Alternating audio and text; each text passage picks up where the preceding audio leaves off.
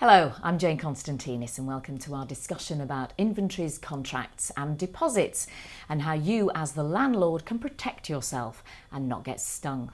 I'm joined today by Eddie Hooker from Total Landlord Insurance and Nick Lyons of No Letting Go. Welcome to both of you. Hi. Let's begin at the beginning. What are the official procedures, if you like, that can help a landlord and a tenant avoid a dispute at the end of the relationship? All starts with the tenancy agreement, and the tenancy agreement is a document that sets out your expectations of the tenant and sets out the tenant's obligations throughout the term of that tenancy. So for example, if you don't want the tenant to smoke or you don't want pets, that's where you lay out what the tenant can and can't do in your property. And you get the tenant to agree to that at the outset. Get them to go through it with them. Don't just print something off the internet, hand them the document. Take some time, sit through the clauses with the tenant so that they fully understand what they're in for. Absolutely. It's so important. I mean, it's not the sort of thing, as Eddie rightly pointed out, don't just grab something off the internet. There are some great organisations, landlord associations, agents, lawyers, specialist lawyers. It is everything, any dispute, anything that happens throughout the tenancy will come back to this tenancy agreement. So you have to ensure that Disputes start at the beginning. Disputes start at the beginning, not at the end. And what are the possible areas for dispute? What might go wrong? Cleaning's the biggest area. So the tenant is part of his deposit is perhaps retained by the landlord to clean the property, but the tenant actually may say, well, the property wasn't in that state at the beginning, and that's where things like inventories and check-in and check-out reports come in. But cleaning and gardens seems to be overgrown gardens is another common one. Yeah, absolutely. Certainly in terms of obviously the tenancy agreement protects you in terms of the other critical elements of things like arrears and that sort of thing, of course, and how do you get a tenant in and out of your property. But when it comes to looking after your asset as a landlord, then of course, exactly as Eddie says, it's about the condition and making sure that it comes back to you. You're what you do. You're essentially lending, in its sort of broadest terms, lending your house to somebody else, and you want it back in good condition. And what is an inventory? Is it literally a list of what's in the property?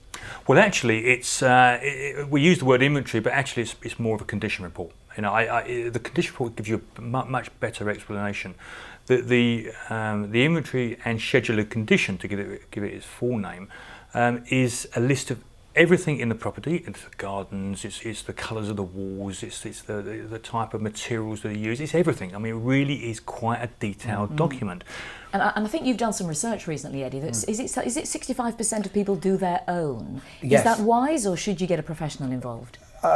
We would always recommend, wherever possible, that you use an external inventory provider. As Nick said, it's so detailed. If you get it wrong, then actually it could actually be worse than not having that inventory at all. But there's nothing to stop you doing it. The most important thing is whatever that inventory looks like, go through it with the tenant, get the tenant to agree to it, sign it, and take some photos along with it as supporting evidence to it. That's right. The written word is the most important element.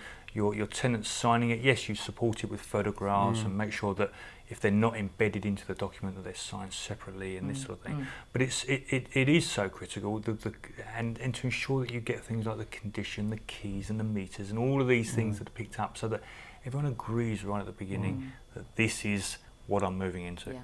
And final word on deposits, the other thing that it's very important to get sorted out at the beginning of the relationship. Yeah. Deposits are commonplace in the letting industry.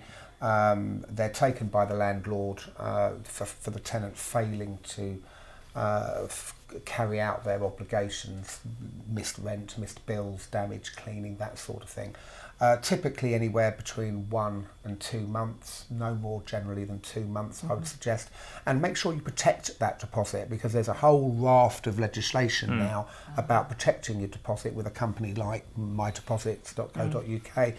And coming back finally to the inventory side of it, deposit schemes love inventories, check-in and check-outs when there is a dispute, because they are evidence-based dispute resolution. Yeah, exactly. At the end of the day, the deposit schemes are there to protect the tenant's money, because at the end of the day, in the good old days prior to 2007, when the deposit schemes came in, you used to hand your money over to the landlord, stick it in the bank, and then maybe at the end you might get it back or you might not, depending on the landlord. Yeah. But now, of course, the position is it's got to go into a deposit scheme. If you take a deposit, it legally has to go into one of the deposits, or be protected in some form. Absolutely, Excellent. Really good advice. Thank you very much. Sorry, we're out of time. That's it for now. Thanks to Eddie and Nick for joining us. And if you want to find out more about Total Landlord Insurance, go to totallandlordinsurance.co.uk, and also check out the Total Landlord Facebook page.